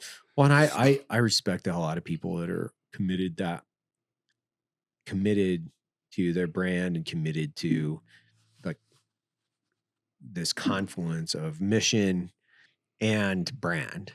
I'm super impressed with anybody. That's why everybody and a lot of times in these big brands, they try to replicate this stuff. They can't do it because the business is run on basically their P&Ls. So they're always looking at the bottom right-hand corner. They're not looking at the guy that's actually in charge of it is a zealot. And he's going to fucking outwork me every day of the week because a hired gun CEO that comes in from company X is never going to be as big as a zealot as, Yvon Chouinard, right? He's never going to be that. Because he didn't live in Yosemite on fucking dog food. He doesn't have that type of DNA. They've played it safe their entire lives. They've like moved up through the culture and command of their companies, and they're just not the same, cut from the same cloth, which I think is like branding and brands are so fascinating to me. Like I love them. Like I love the brands, which is like a good segue into 30 seconds out, right? Which is your brand's been fucking cool, man. Like, I think the first time I saw it was the Banksy. I don't want to. Yeah, but that's what it was. Twist right? off I did. Yeah. That's a good one. That one, it's I actually sent that when I created it. I sent. You can't get a hold of Banksy, right? So no way. But I DM'd him to his real account. I said, hey, I created this twist off of one of your designs because he's twisted off like Blake Lerat, which is another street artist in France. Right. So Banksy's rats is actually from Blake Lerat. Oh, so he seriously? took that from Blake. All these rats you see with Banksy, that's from Blake Lerat. So there's a little bit of a tension there between those two because Banksy kind of took that from him. So I'm like, hey, I'm taking something from you, dude. I'm retwisting them. I didn't hear back, obviously, but I'm just letting you know I just used your thing and didn't hear anything. So I'm like, I'm going to roll with it. Yeah, because it's an iconic. It really is. It's that iconic image, and you can explain it, like, because I'll fuck it up, but you explain it. Yeah, just kind of like it's a picture of, you guys have seen it. It's just, I just called it Heavy Days. It's basically this angel. It just picture what you would see on the street that was spray painted with a stencil. That's what it looks like. And it's very two-dimensional. It's not like a three-dimensional stencil. There's some stuff that Banksy does do. But it's an angel sitting there with wings on, smoking a cigarette, like putting the ashes into a bottle of whiskey. And what all I did was add helmet, nods, and, like a long gun under him. Like he's, like an operator that was... The idea being, and you can tell this angel is down. The head's down. It's like it's depressed. Kind of like the mood being like, I did the best I could. I thought I was doing the right thing. Right. Like in this military unit that I'm in. Yeah. I've been tasked to go do these things, and I'm doing the best I could. I believe we're doing good. We're stopping people from blowing up girls that are going to school and shit. And that's kind of the vibe of it. It's like, this shit ain't fucking easy, and it takes it out of you. And the wings are like a little tattered, like they've been through some bullets have been flying through the wings a little bit, I think that was the vibe. And I think like it was fun to experiment, like creating the brand and just experimenting with design ideas that come from like the war mindset or the experience of being in battle and seeing like a lot of shit and just, doing hundreds of raids. And you kind of find that balance. Like, it's like, am I like glorifying saying like war is so awesome? I mean, honestly, there are parts of war that are awesome. Like like flying into targets on helicopters with your boys and taking out bad guys is fucking awesome. I don't know if there's anything that beats that. It's the fucking coolest shit ever. I mean, it's, and so like you take that, but it's more of just like showing this is reality. This is what we did. Right. And some of it was terrible, right? Like I say it was like 90% a great adventure the whole time, 10% a total nightmare. So and the nightmare, when it was a nightmare, like it really bad. Like you lose really good friends and families get destroyed, and like, and so you're in this weird spot where you're creating designs that show like maybe a pride or just pulling the veil back on the experience of like what that's like. And so you can do that through designs without writing words down. Right. You can just show images. And sometimes it's fun to make them funny. Like Serious Surf Company. Like it looks like a surfing logo design. This shit's fucking funny. Right? Because you can imagine, and a lot of the designs, started making too were, and this, I'm not the first person to do this by any means, but taking these war areas. So if I say the word Somalia, no one's thinking about anything really cool, like hanging out on the beach, getting a cocktail. They're thinking Somalia, like, all right, there's going to be a gunfight. Yep. Are we on boats or are we on land? If Black Hawk Down, like people There's starving, a bunch of really it's just not good. Fucked up images. Yeah. So you like make a design with like a deep sea fishing, Somalia deep sea fishing. And I actually, before I made the design, I researched to see if you could deep sea fish off Somalia, and you can. They have sailfish. So you can? You can literally deep sea fish off the coast of Somalia. But now you're off the coast of Somalia, you better be well armed. Yeah, you better be. So I heard there was like some of the best shark fishing. Lots of sharks. Yeah. Like literally in that area is off the coast of Somalia because trash boats dump trash off the boat or something. I forget exactly what it was. I think it was they go out and dump just basically mountains of trash out there. And so the sharks are just go for it. And then you got the trawlers, like I think the Chinese trawlers are raking the most of it, but they're just raking the fish off the coast, right? In like industrial scale, which basically killed the fishing industry for your local Somali village. Now, like what hope do they have in a rubber boat like this? And you got a giant Chinese trawler fleet just raking the ocean and taking all the fish. So that's where the piracy thing started happening. They lost the fishing ability. And so like somebody goes, well, let's go take one of those boats. They climbed up the boat and were like, hey, call your boss, tell him we want money deposited, or you know what I mean? And then, hey, that worked. And then that's how now here we are in this. The reason I know about this because I was there on some piracy related things. And that's how it happened. Were you a pirate? I wish I was a pirate. They would have called us pirates. Yeah. But that's how it happened, man. Was they just turned to piracy because they basically lost their fishing industry. But that makes sense. There's always kind of a reaction for something, right? There's always like a reaction to. It's not like they roll out of bed all of a sudden one day they're like, okay, we're pirates. Yeah. I mean, piracy around the Horn of Africa goes back hundreds of years. We literally mobilized a counter piracy force like in the like 1800s. Oh, really? Yeah. We had guys that were trying to fight pirates off the coast of Africa from an American perspective early on. Right. And so like piracy in Africa is it's not really. It's not a modern thing. It's been around forever. So they probably just lost. Anytime I can mud suck the up Chinese, I'm game for it either way. It doesn't matter. Right. Yeah. I mean, they do. They have these massive fishing, like these industrial fishing ships that go around. They suck everything out of the oceans. And I think it's always funny because you listen to environmentalists talk about how bad the United States is. It's like, dude, I get it. We got a lot of consumption going on, but boy, you should be looking at the Chinese. Before you start looking at us, let's look at the greatest like contributors to not only pollution, to not only ocean pollution, to air pollution, to the pollution, the overfishing of our oceans, all these other things. It's like, I get it, but they have like a few billion people. Last time I checked, we have like 300 million. We can't even consume close to what they can be based on quite literally just the comparison in population. Yeah.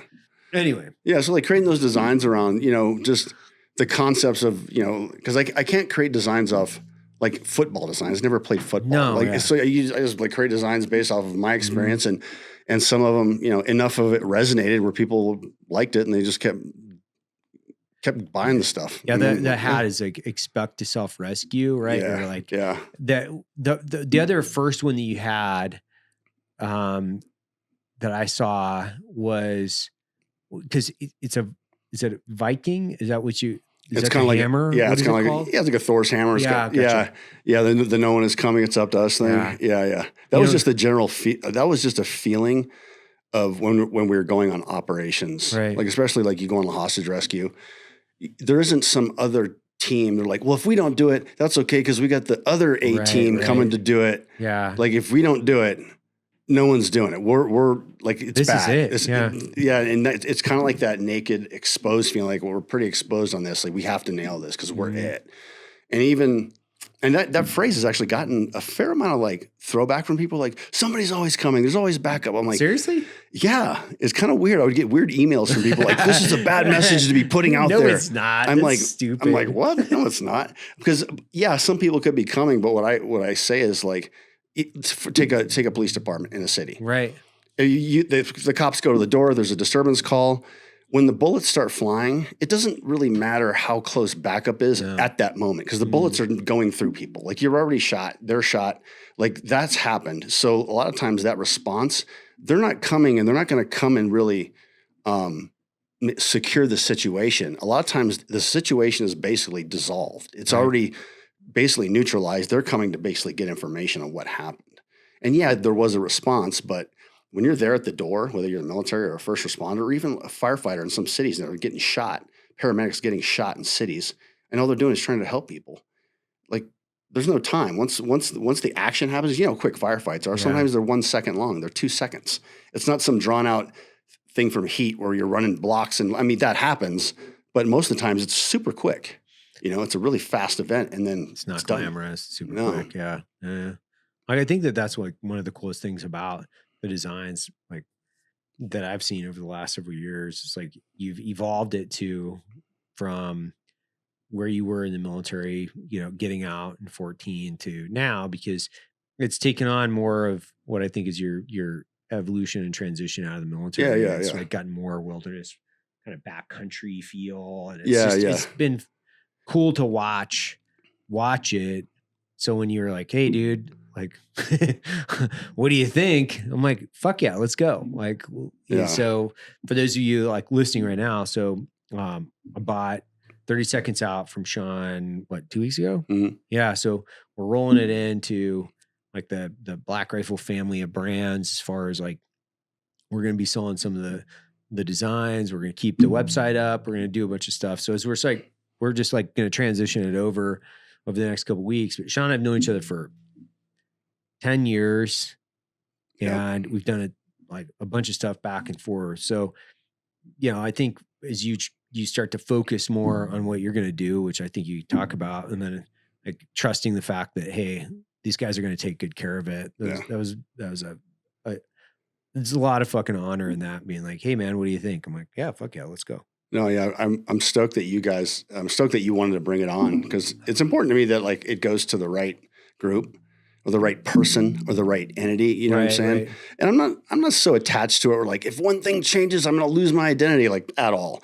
But I just know generally, like, if Black Rifle wants this, I know it's going to go in a good direction. And and like, you guys are going to be able to take it and with your business knowledge, and I mean, just look at what you built with Black Rifle. You're a fucking public traded company. Like to me, that's mind boggling to me. Like it literally is mind boggling. Like I don't even know how that process. I don't even know what that looks like. Getting to that point, it's and so I feel good about it. I'm stoked that you guys want to bring it on, and I'm not going to be totally gone from it. Like I'll still be around doing shit, and well, I think it allows you, like, you can focus on guiding. Yeah, being a guide. Still do stuff with the brand. You can do stuff with Black Rifle. You can do stuff with 30 Seconds Out. Like we're pretty. What I like to tell people is like, listen, like we're a pretty tight knit community of people as far as like veteran, soft entrepreneurs. Sean and I haven't talked on the phone for years, and I just called him. I was like, yo, okay, let's go. Like, and then we literally just texted back and forth and got a deal done. There was no like real paper exchange because I was like, hey, trust me, I trust you. Let's go. Yeah. And that works the same along the lines of all the guys we know in the community. It's like, there's lots of them that could text me and be like, cool, man, let's wire you some money. Let's go. And then we'll figure out the paperwork later down the road. Yeah. And, Logan called me, God, I think it was like a few days before that. He's like, hey, Sean wants to do this. I was like, okay, cool. Let's go. Like, just tell him it's done. It's fine. Logan's like, no, you should call him. I'm like, okay, yeah, I'll call him. That's fine with me. But yeah, there's only a few guys in the world, right? Where it's like, we kind of share the same path. Right. It's like, you get out, I get out. Like I got out and you got out literally the same year. I got out of the agency, you got out of the teams. Yeah. Like we were on the side of a mountain in Bountiful and I didn't have shit. You didn't have shit. And you were telling me about the time that you fell off a roof and fucked yourself up. and I was like, and then, fast forward years later when I didn't have, like, dude, I was just like printing my first hoodies. There was nothing. There was no Black Rifle. I was still doing like Ready Man stuff or whatever it was. And so you and I were just like shooting the shit, saying like how cool it is that we're actually getting the fuck out and we're going Out to go trying to spend figure it time. out. Yeah, we're out like trying to figure it out. Yeah, yeah, totally. Yeah, what I was talking about earlier before, like, you, because what I've noticed about you is that I think you found the intersection. Like if it's on a graph, right? You found like your passion and then also making a living, right? Right. I feel like you've hit that intersection where like you're in that sweet spot where you love it. Like yesterday we were just shooting the shit. And I'm like, how long do you think you can like do this? And you're like, I'll do this forever. I love it here. Like you love what you've built, still doing it. You've been doing it for 10 years. And for me, like 30 Seconds Out for me was always a side hustle that was going to be there.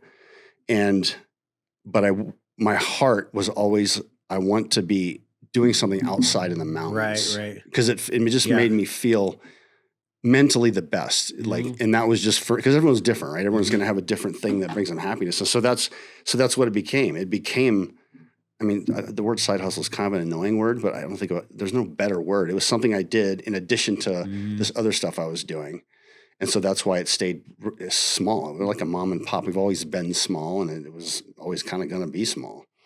But then you look at you guys are like public, and so like the paths are just like so diverged. But there's an opportunity cost there where days when you were, stressing your ass off and getting, taking this thing and getting investors on board and bringing in team members and sharing ownership, and the stress of all that, and I'm out fucking skiing powder. Yeah, right. Right. So it's like, you fucking earned this, dude. Like I was taking it easy on days when you were hustling, doing shit. And then, I could say the same about other people that I know, like I don't just ski. Like I also have a business that I stress about and that I put my heart into, that my wife and I, Tamara. Do you guys met in Costa Rica? Yeah. So we met in Costa Rica because my daughter graduated high school and wanted to go to Costa Rica to get her yoga certification as a present for graduating. Oh, that's cool, actually. That's a fucking super cool present. Yeah, and so she's like, don't buy me a bunch of stuff. I just want all the family, whoever, to work, just pull your money into this one account, and then we're going to help her pay for yoga. So I'm like, okay, cool. So I told my ex-wife, I'm like, hey, Joanne, I'm like, will you go down there with her the first week? Because my daughter's like real kidnappy. She's like 5'10", 120 pounds, blonde, real kidnappy. Real kidnappy. I'm like, go down there with her to this camp, whatever this is. She's like, okay, I'll go. 2 weeks before she's supposed to leave with my daughter to Costa Rica, she calls me. My ex-wife calls me. She's like, oh, I broke my leg. I'm like, how did you break your leg? She's like, she was drunk boating. Jumps out of the boat. Thought it was 6 feet. It was 6 inches. Snaps her tib. Shut up, dude. And she's like, you have to go to Costa Rica in 2 weeks with Claire. And I'm like, what? Oh, come on. I'm like, to a yoga camp? And I was, I'd done yoga probably about 8 times in my life up until then. I'm like, well, it's just yoga. They're not going to like hurt me there. Right. I'm like, I'll go. So that's where I met Tamara. And she was living in Boston at the time. And then I immediately invited her to at the end of the week, we were kind of like flirty a little bit. We knew there was a spark there, right? Like we liked each other. Right. We were saving each other. Like, I'm like, hey, come sit by me, do yoga. Because it was like 2 yogas a day. I'm like, come sit to do the yoga over here. And then we started like, just being like kind of, I don't know, little romantic type of stuff. And then at the end of the week, I'm like, hey, well, am I going to see you again? She goes, yeah, sure. Why don't you come see me in Boston? And she didn't believe that I would come. And I'm like, when? She goes, well, how about next weekend? And this is literally as I'm getting on the van to leave Costa Rica to go to the airport. I'm like, all right, cool. So when I get on the airplane, I get on Wi-Fi and I book the ticket to Boston. I'm like, all right, I got a ticket. She's like, you bought a ticket? I'm like, well, yeah, you said come see you. And she's like, oh, okay, cool. And I think she was a little bit like, oh my God, this dude's like, he's going to do what he said. Like this wasn't bullshit talk. Right. And so I go out and see her the next weekend. We hit it off. Things are great. And then you remember Jan from Violent Little Machine Shop? Yeah, I was just going to ask you about him. Where's he at?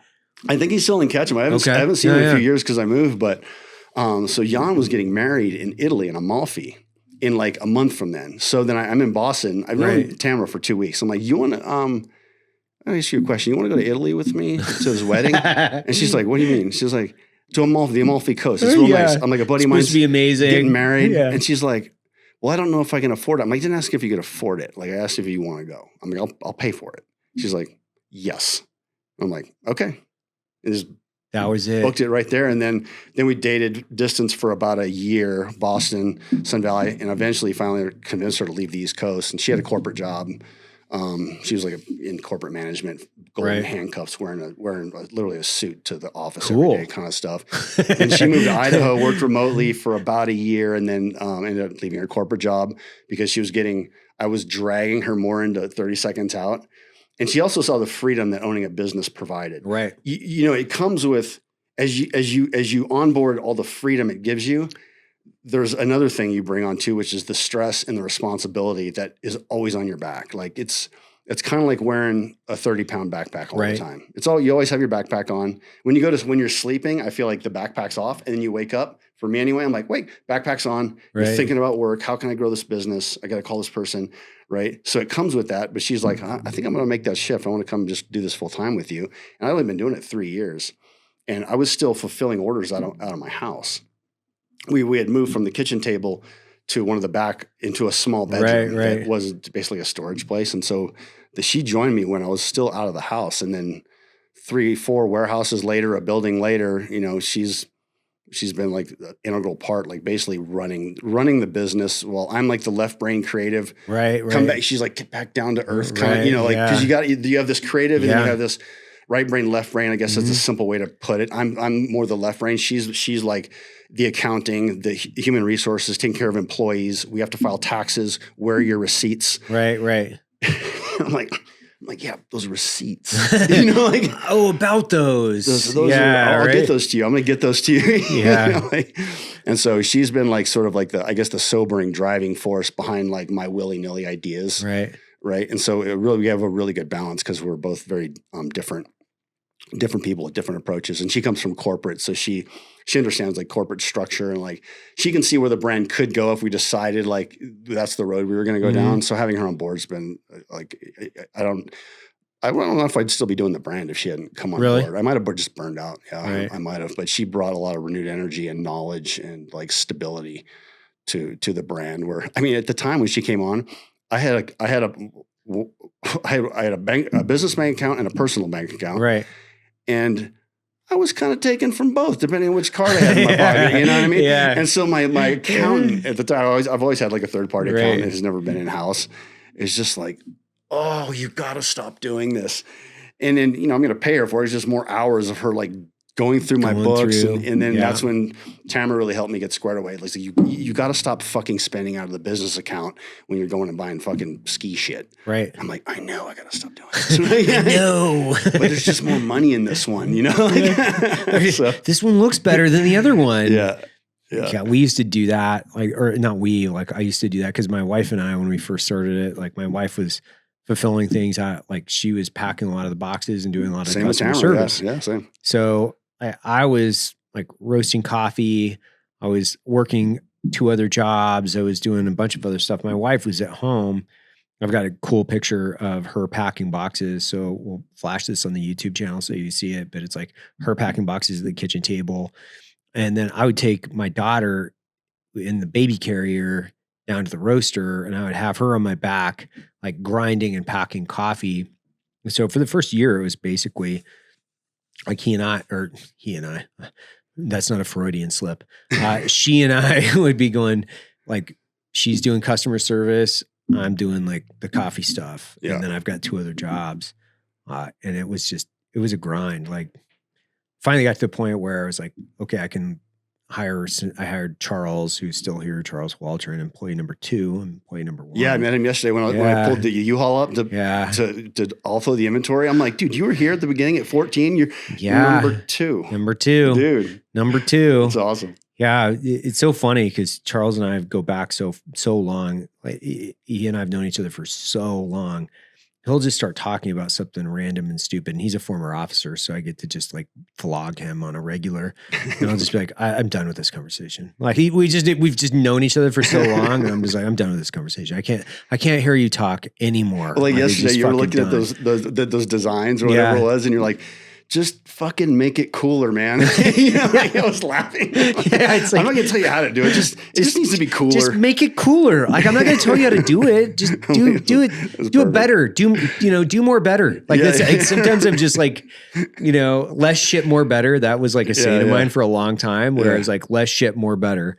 And because I was like, I don't know how else I can tell you guys this. If you don't know that looks stupid, maybe I need to find somebody else. So less shit, more better. And they're like, Okay, boss. Okay, I think I got it. What were you and your wife, when you were shipping stuff off your kitchen table, what was your first coffee you shipped? What was it? Just black. And what was the bean? Like, what It was a Colombian Supremo. So it was a Colombian Supremo that we'd imported from, I'm trying to think. I was ordering off this website called Sweet Maria's. It's still around. And I had a little 1 pound fluid bed coffee roaster made by Sonafesco. 1 pound at a time? Mm-hmm. Yeah, 1 pound at a time. I mean, we weren't selling a lot. We definitely weren't selling a lot. What made you pick a small? Is it because you were doing like the Eric Ries lean startup? Like, let's start small and see if it works before we commit to larger stuff? Or? I didn't know anything about that. Okay. I didn't know anything about it. I just knew I had been roasting coffee since 2006-ish, 5-6. I don't exactly know because I did a bunch of trips to Kirkuk back then over the course of like a year and a half. I was like back and forth to Kirkuk. And so somewhere in there, I'd met this, my buddy V Diamond, who's another team guy, who's an SDV guy, and another guy, Edwin not Edwin Parnell, the guy that worked here, but another guy. We were all contractors in Sulamania back in the day. And Edwin had bought a coffee roaster originally. Okay. And I was like, what? That's fucking epic, right? So then we all kind of converged, and I literally went and bought one like right after. I was like, oh, I got to learn how to do this too. So we were all kind of converging on roasting coffee because we thought it was really cool. Yeah. And all those guys, like at the same time as like me and V and Ed and all these dudes that were like roasting coffee, we were just doing it because we thought it was fun and interesting. And then I started roasting coffee, and I started taking it with me overseas. And so I'd roast like a duffel bag full of coffee, 1 pound at a time. And I'd be ordering it from like all these different places, trying to figure it out. And then I'd try to reverse roast things because like if I tasted a really good cup of coffee when I was home in Portland, or because I would always go back, and you'd have to go to the left coast, right? You'd have to go to Seattle or Portland or San Francisco or one of these places to get really good coffee. And when you get down the coffee rabbit hole, when you're into single origin, micro lot, blah, blah, blah, you got to go to very specific places. And there's a few places in Denver. That's where I met my wife. So like I met my wife, she had a coffee shop downtown in Platt Park. So wait, did you meet her while you were investigating coffee?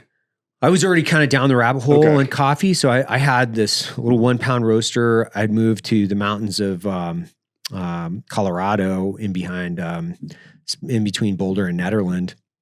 And I'd had this 1 pound coffee roaster. I would literally come home from deployments, and I would do not R&R, but the R's. So I would like read, run rivers, and roast coffee. So it was just like do the R's. So I just completely isolate myself in the mountains. Typically, I would just be kind of like alone for a while. A re-entry kind of program. Yeah. I like the chaos of urban environments because, most of the time you're like, for me, at least in Iraq, I was always in like really fucking high paced urban environments. And then it's like super chaotic all the fucking time. And everything was like moving at a really breakneck pace. Yeah. Then I'd come home and I'd like flip the switch to another setting, right? Where I'm not an introvert by nature, but I do like isolation, and I do like the mountains, and I got to be alone. Yeah.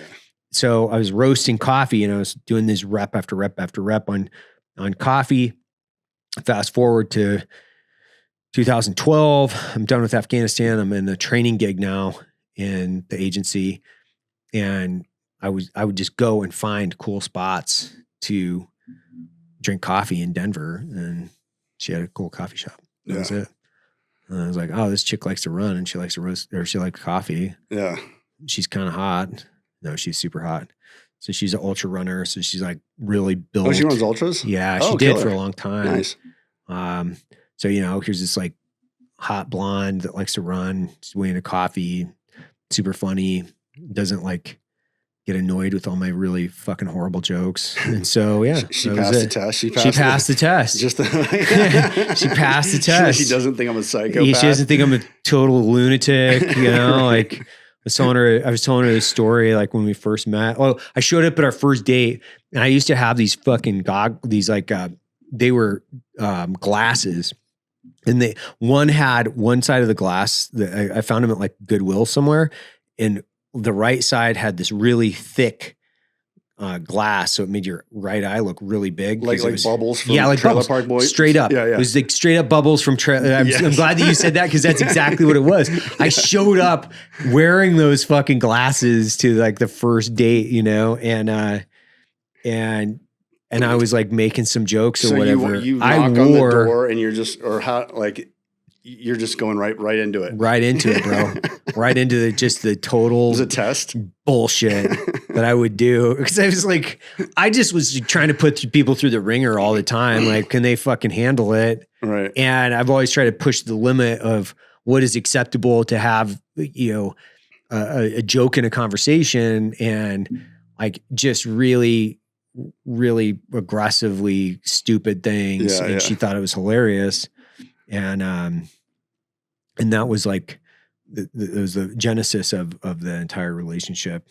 Was like, hey, here's this like chick that's into coffee and running and the same things. Good for you, man. That's awesome. Yeah. So 11 years now. So good for her too. She's been able to put up with your ass, and just the, you know, we have a very weird sense of humor and kind of a weird way of looking at the world. And there's a lot of darkness that I think they start seeing that, the dark humor, the sort of our dark outlook, but we're also laughing at the same time. That puts a lot of people off. They don't get it. It's the gallows humor that gets people. It turns them off a little bit. Yeah, it turns them off. Like so, you have to find the person that's fairly suited. I've come to this a long time ago, which was I'm not for everybody, 100%. Like I get it. I'm not for everybody. Okay, it would be very hard for somebody to live with me because it's hard for me to live with myself some of the time. Like I'm somewhat of a, you know, I've got all these different like weird things in my personality, much like you do, because it's like whatever drives us to do what we do. There's also kind of like the negative weight that is associated with that as well, because you're extremely driven, very committed, and I'm not passive, and all of those things that can force us to be a success in our life, like whether you want to be a ski patrol guy right after you get out of the teams, or whether you're like going to pick up and move to, you know, URA and be a guide. Like, okay, dude, there's something, there's an engine in there driving you to be kind of a 1% category of human. And it seems easy to us for the most part, because it's just the way that we live. But dude, I see, I'm very empathetic to the plight of somebody else living with me. I am under no illusion that this is a fucking easy job, like living with me whatsoever. So I have a ton of respect because she puts up with me. Yeah, same with Tamara. A lot of guys, like, they'll say that, oh, my wife puts up with me. Well, at the same time, they think they're just really fucking cool. Like, I have like zero illusions that I'm like really cool, right? I just like try my best, like trying to be a good dad. I'm trying to be a good this. I'm just like trying, man. Like, I think when you grow up kind of like short and rotund and, you know, like short, huh? You're not short and rotund, dude. I'm just saying I grew up like that, right? So it's were you like a chubby kid or something? No, but kind of, I guess. I don't know. Not compared to today's standards, but you just like grow up. Not good. Like, I wasn't good at anything, man. I wasn't like good. I wasn't great fucking athlete. I wasn't great. You know what I was good at? Like, just fucking working hard, dude. Yeah. That's it. I'm just, okay, man, I know I'm not the best. I'm just going to grind people into fucking moon dust on the ability to put out. I'm not going to quit. I'm just going to grind people into fucking moon dust to my left and right, because I'm not fucking 10 feet tall, you know, like, you got to be a little bit funnier if you're going to survive the dating game in your 20s. You got to be able to have some good lines. You got to be able to have some zingers. You know, I'm not 6 foot tall. I don't have a fucking 15-inch dick. I can't fucking, you know, do the things that other dudes can. But you know what I can do? I can be kind of funny. I can make some good jokes, and maybe that'll level me up. Maybe I can, like, you know, have a, you know, a cooler chick. If you're rocking a 15-inch mule, this would probably be called like Black Mule Coffee Company, not Black Rifle Coffee Company. Right? Yeah, you just like, you do the best you can, man. Dude, you know? totally. It's fucking. It's like. Because, I mean, how tall are you? 5'9", 5'10"? 5'11". I was 6 feet when I went in the Navy. Now I'm 5'11". Shut the fuck up. Seriously? Lost an inch, yeah. You didn't lose any height? Almost everyone I knew lost height. At least half an inch. Like half an inch to an inch. Probably. Just of spinal compression. Yeah.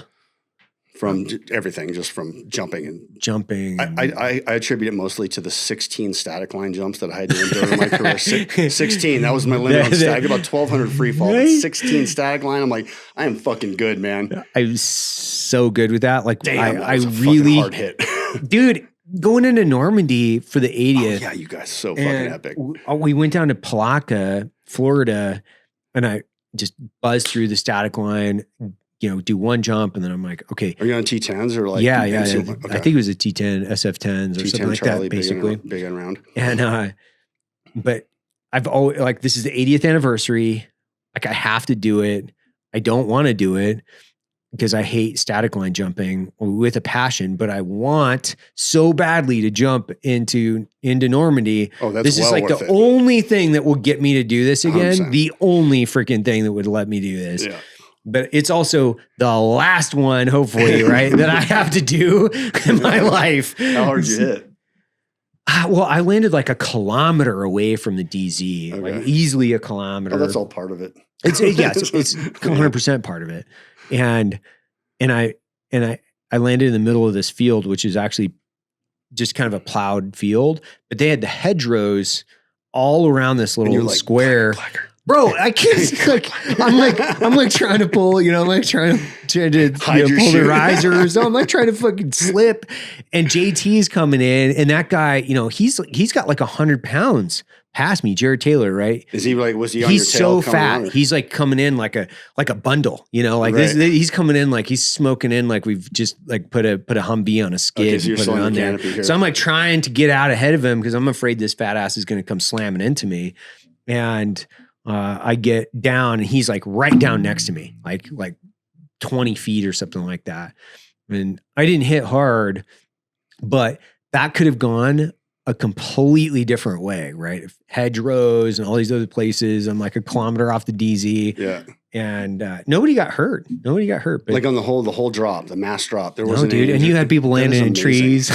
That's amazing. No one got hurt? Nobody got hurt, man. And you had all kinds of people that were landing everywhere and nobody got hurt. That was fucking wild. I think maybe somebody got some scrapes or something, maybe some like stitches, but nobody like broke a bone. Like, yeah, dude, getting 5 or 6 stitches. Like, I don't consider that an injury. Yeah, that's like, that's just you played hard. You man. can duct tape that shit you just using this machine to the best of its ability. That's it, totally. dude. That's it. Totally.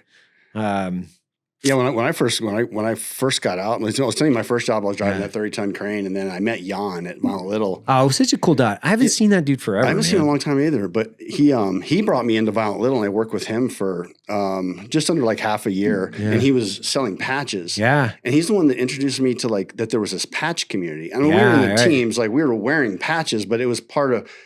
I wasn't wearing like flare patches, and I saw some. There were some funny ones like here or there, but it really wasn't like in the 2001 to 2011, there wasn't a ton of patches.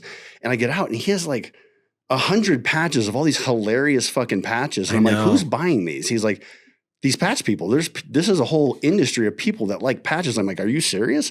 So I went and worked with him, and he basically introduced me to like Shopify and e-commerce, and from what it was, and this is 2014, right? This is and early. It's so different now. So much better now. Yeah. But, so he basically taught me that, and I worked with him, and he was cool because he's like, I want you to start your own thing, whatever that is. And so I started 30 Seconds Out while I was working for Jan, and he helped me do it. Yeah. So he basically helped me create a competitor of his. That's basically what he did. But he wanted to see me succeed. Yeah. And so he's like, dude, you just came out.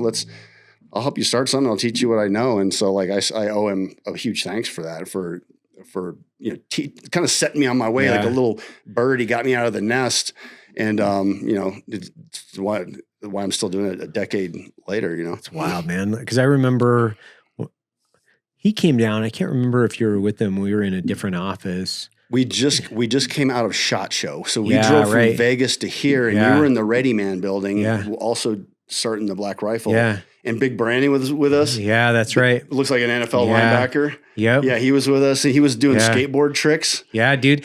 So I have a picture of all of us somewhere, and we were like doing a selfie, and I think we were getting kind of tuned up in that office, because we had this really, it was an open bay office, but back in the day, like startup world, there's a lot of like, we didn't really care because we're just trying to get through it. So we would like crack the bottles at, 5, 6 o'clock. And if we had people in town, like we would recreate right in the office. We had a gym there. We had a bunch of other shit, and it was all kind of like co-located. By the way, it wasn't nice. I was sharing it with a snow removal and a lawn mowing service. Yeah. And then there was another guy who was building these like really cool flags in that same area. So it was like me, Jeff Kirkham,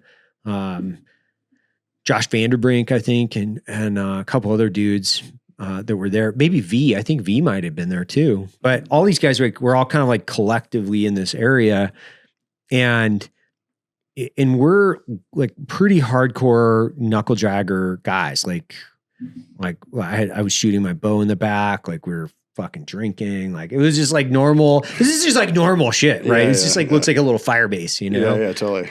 Yeah, it's totally fucking cool.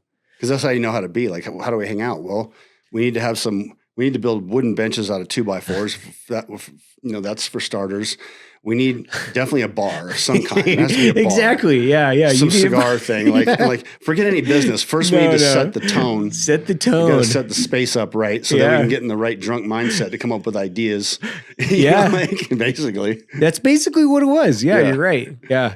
And when you guys, early on, because we'd go back and forth with Violent Little on like all kinds of different cool stuff, because he always had cool ideas. Yeah. He's Jonsler. Is there still Violent Little? Is it still around? Yeah, I think so. Violent Little Machine Shop. Yeah. Fucking shout out, dude. He's still going. Yeah, he might be in Miami. He might still be up in Ketchum. I'm not sure. I haven't talked to him a little bit. Just been busy and right. We haven't caught up in a while. But, well, fuck, man, you got to get on the road. 2 hours, Sean, man, I appreciate it. 30 seconds out.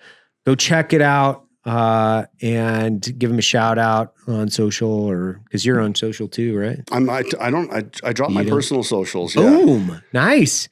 I'm doing a fast. I'm doing a social fast. I love it, dude. And so I got Erin, our employee, that's going to be working with you guys. She handles that for me. Okay. And now I'm just focused on mountain guiding. So Sweet. like I'm taking AMGA like guide courses, and now I guide in the winter, this coming winter, probably 60% backcountry skiing and 40% ice climbing. And we do single pitch entry level stuff. So if someone out there wants to come skiing with me, let's go ice climbing and skiing. And you can send me an email. It's Sean@mtnguide.net.